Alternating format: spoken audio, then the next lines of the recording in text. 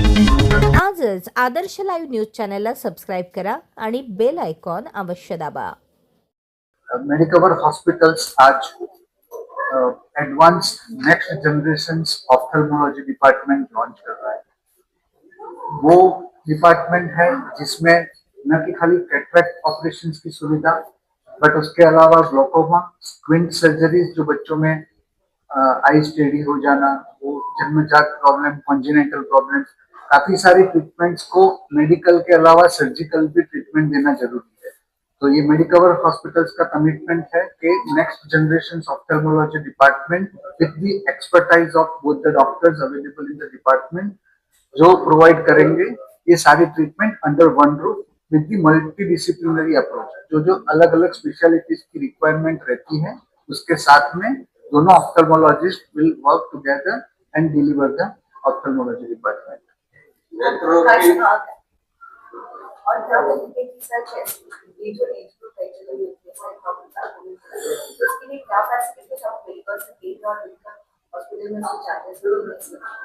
So medical department ophthalmology department के अंतर्गत होना और अभी आगे चल के नेक्स्ट जनरेशन के अंदर सर्जिकल डिपार्टमेंट का लॉन्च करना, जिसके साथ में laser treatment related instrument add करना, high end advanced microscope add करना एंड उसके साथ में रहकर ऑफ्थल्मोलॉजी डिपार्टमेंट्स को एक अलग अलग लेवल का ट्रीटमेंट्स प्रोवाइड करने के लिए सक्षम बनाने का कमिटमेंट है मेडिकल हॉस्पिटल्स का।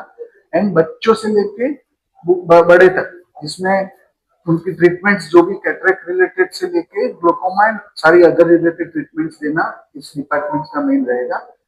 ट्रीटमेंट प्राइसिंग डायग्नोसिस से लेके सर्जरीज तक। तो जनरली ग्लोकोमा डायग्नोस करने के लिए उसमें इंजेक्शन देने के लिए तकरीबन 2000 से लेके 10,000 तक की डायग्नोसिस ट्रीटमेंट्स रहेगी। सर्जिकल के अंदर तकरीबन छोटे मोटे ऑपरेशंस जो नॉर्मल ऑपरेशंस करते हैं वो 10-12,000, जहाँ पे कॉर्निया में दिक्कत आनी उसके अंदर स्टिचेस लेने का वो 10,000 से मरे it goes to somewhere around 35 to 40,000 where cataract operations is often can be done। Screen surgeries में भी काफी सारे वेरिएंट्स होते हैं, कौन से प्रकार की सर्जरी देनी है उसके हिसाब से पेशेंट्स को ट्रीटमेंट दी जाती है।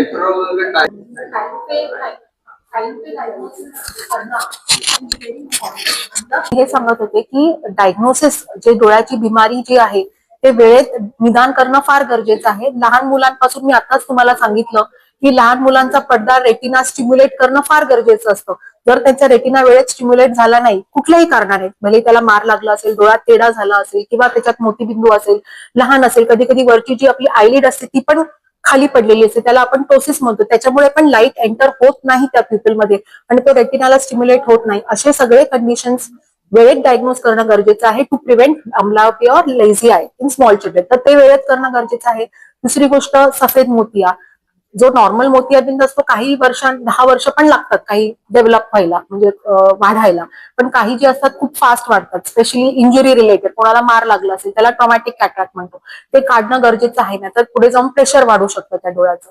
आणि किंवा तो काही मोतीबिंदू असे पण असतात जे आतल्या आत फाटू शकतात, तर ते पण लवकर करण्यात त्यांचं फार इम्पॉर्टंट आहे की ते वेळेत ऑपरेट केलं जाईल। आणि ग्लोकोमा तर मी तुम्हाला सांगितलं की glaucoma early diagnosis is very important, कारण का जी नजर ग्लोकोमामुळे ऑलरेडी गेलेली आहे ती परत कधीच येत नाही, त्यामुळे आपल्याला जी नजर वाचली आहे ती पुढे जाऊन तेवढीच राहावी शेवटपर्यंत हा एम असतो, त्याच्यामुळे ते पण डायग्नोज करणं फार गरजेचं आहे। तर हे जे थोडक्यात मी सांगितलं की निदान वेळेत करणं फार गरजेचं आहे। फॉर मेडिक्लेम सुविधा उपलब्ध आहे। मेडिक्लेम सुविधा हो मेडिक्लेम सुविधा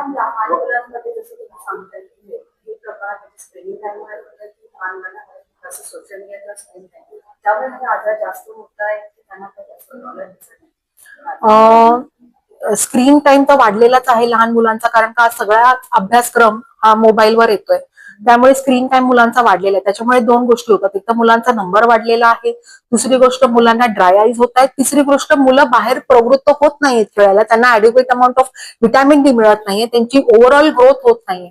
आणि सायन्स म्हणतं की 2 तास तरी लहान मुलांनी बाहेर खेळावं, कारण जी सनलाईट असते ना ती फार इम्पॉर्टंट असते, not only for the body but also for the eyes. त्याच्यामुळे मायोपियाचे चान्सेस वाढण्याचे कमी होतात, म्हणजे मायनस नंबर वाढण्याचे जे चान्सेस असतात ते फार कमी होतात due to the sunlight. So हे फार इम्पॉर्टंट आहे. हे आम्ही बोर्डच लावून ठेवलेलं आहे आमच्या डिपार्टमेंटमध्ये. जे कोणी पेरेंट्स येतात त्यांना आम्ही तो बोर्ड वाचायला लावतो. पेरेंट्स त्याचा फोटो पण घेतात. आम्ही म्हणतो फोटो पण घ्या. So this is very important in the early stages, की 2 तास बाहेर सनलाईट घेणं फार गरजेचं आहे. ओके, हे आहे. कारण तुम्ही नेक्स्ट जनरेशन जसं दिलेलं आहे, नेक्स्ट जनरेशन ऑफकोर्स सोशल मीडियाशी कनेक्टेडच आहे. ते जसं त्यांना मोबाईलशिवाय ते स्टॉप होत असते.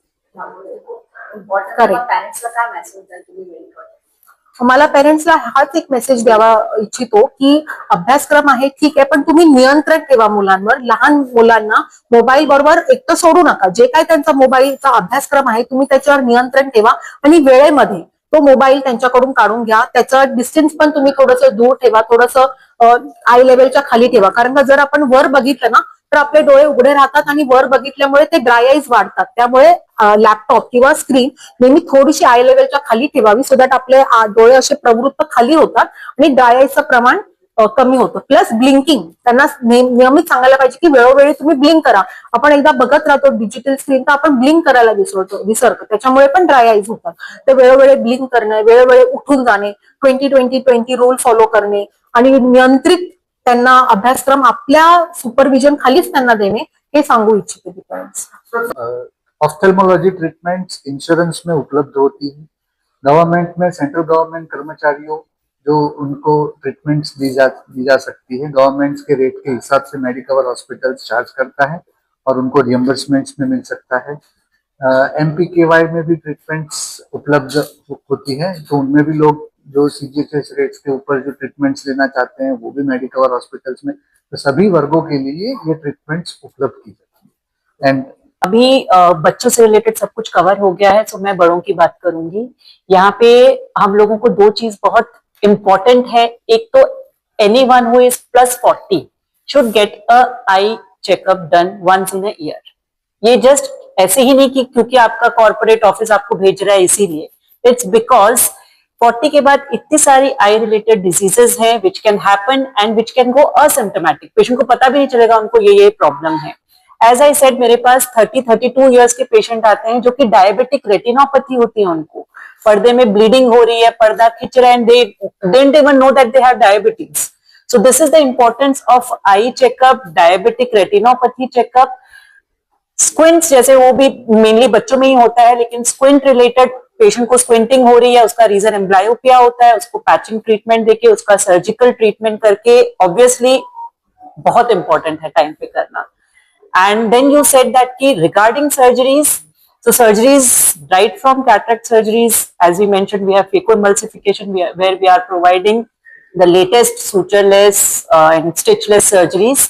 यहाँ पे पेशेंट को बिना इंजेक्शन के सिर्फ ड्रॉप से ऑपरेशन करके latest advance multifocal monofocal lenses डाले जाएंगे. Of course, I mean, of course, it's literally without pain. Patient comes, they sleep, we put clip, we operate, patient goes happily. It is really now very latest that patient didn't even realize that the surgery is being done. कई बार patient बोलता है हो गया, मैंने बोलता हाँ हो गया, and they ask such questions. So it is the most advanced technology. Don't worry. Thank you. तुमचा प्रत्येक event आता थेट लाईव्ह यूट्यूब आणि फेसबुकवर आदर्श लाईव्ह न्यूजला संपर्क करा आणि तुमचा कार्यक्रम पोहोचवा हजारो लोकांपर्यंत. संपर्क अक्षय कांबळे 96 19 88 00 95 आणि 96 53 11 95 23.